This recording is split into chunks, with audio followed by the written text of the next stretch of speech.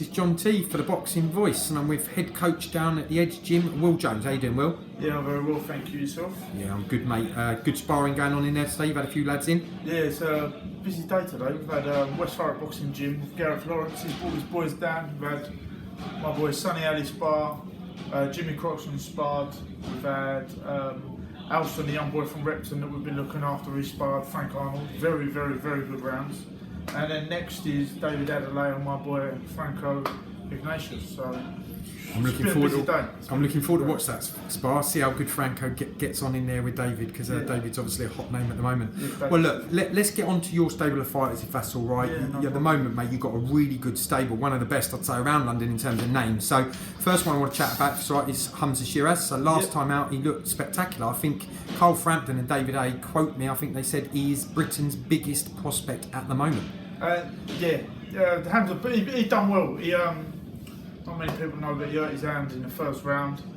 Interesting. And boxed to orders after. He played half a safe fight, and then we knew it was time to put him away at the end. He'd done it in style. But listen, Hamzah's an amazing talent, and he's very, very level-headed as well. He hasn't let it run away with him. He hasn't like a shaft or anything like that. He's good stuff. He's just he just wants to be the best.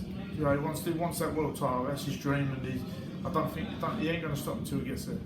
He's so young as well. You're right, he is level-headed. I think he's only 22 still as well. And is he still making the weight all right? Because he's 6'3" and 154 pounds. It's like a freak. No one gets it, do they? No. He made the weight fine last fight, and he was brand new, and he put on a performance as well, which got people talking about him. So the weight's not a problem really for Hamzah. It's not a problem at all. It's mad for how tall he is as well. Mad. I'll tell you what I found interesting in that last fight. He did put on a performance. Everyone was raving about him after, but it literally went to the last round. So he also got the rounds under the belt. Rounds needed, which is another important thing for us. Like we, every time he come back to the corner, I sort of gave him another little I give him targets in the corner. So this round I want you to try this, I want you to try this, because I knew by round 4 or 5 we was quite comfortable.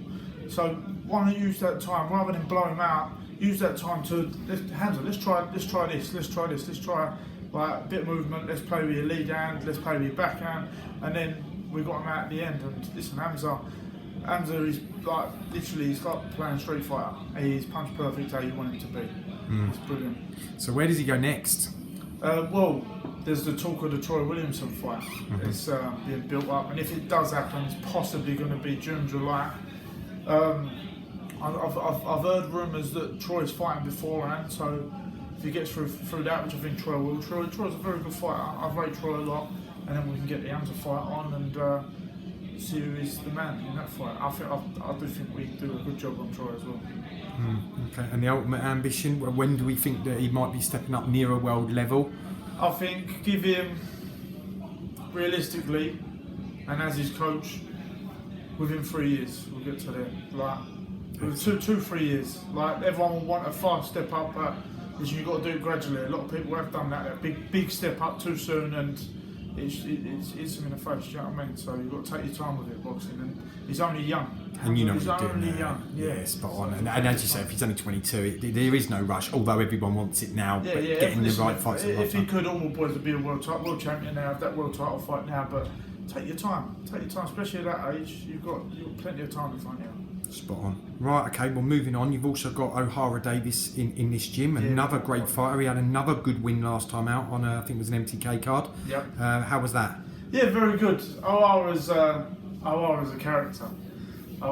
He's my fighter, but he's become a very good friend as well. And you know what, Ohara's one of the most misunderstood people in boxing.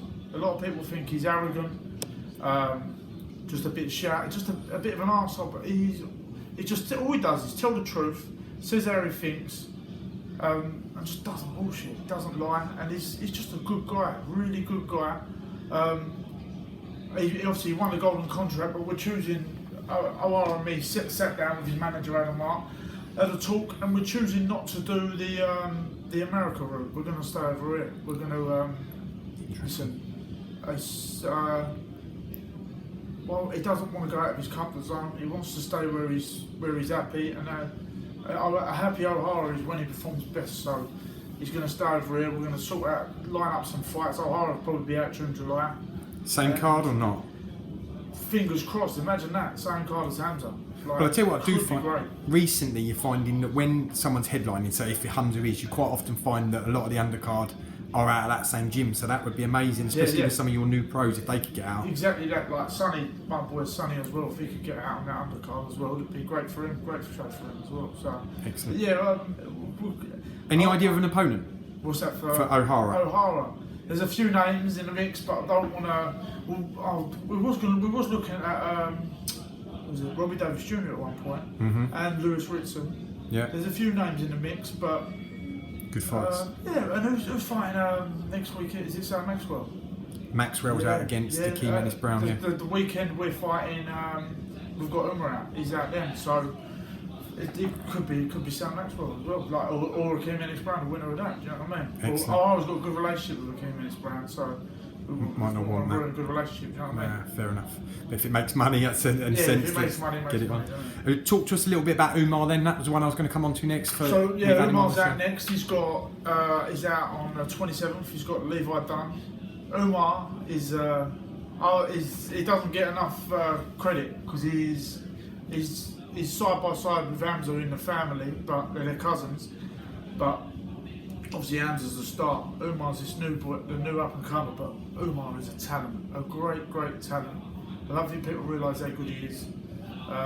But he's got Levi Dunn on the Frank Warren show, and you'll all see how good he is. He's a class little boxer, and he listens as well. That's the most important thing. He does listen. There is a buzz around him, certainly from his amateur days as well. I know there's big expectation from Frank Warren as well and the team there, so brilliant stuff. Yeah, that's it. And lastly, before I let you go, mate, what about a shout out for a couple of the pros? I've interviewed some of your new ones that have turned over. A couple of the boys, we've got Sonny Ali. He's a former five-star boy on church. He was at Dazn as well as an amateur.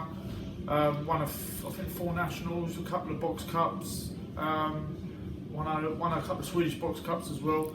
He's turned over with me now. It's time with Frank Warren, and he's his manager.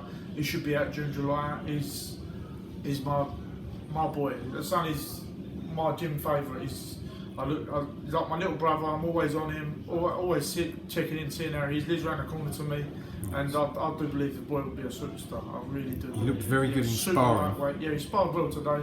He's a super lightweight, and I really do believe he could be something good. So yeah, watch out for Sonny. We've got Jimmy Croxon's just son of MTK, managed by Adam Hart.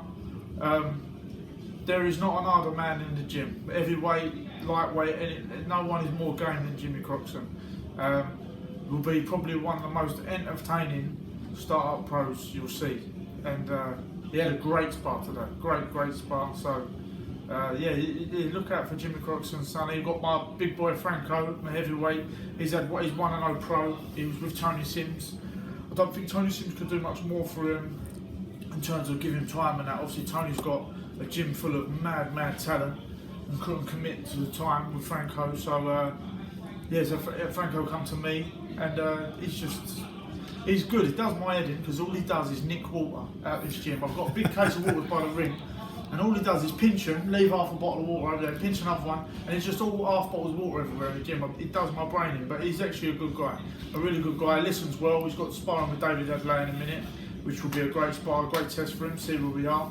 And I like him. I like Franco. Hopefully we're getting signed soon and out before mid-year.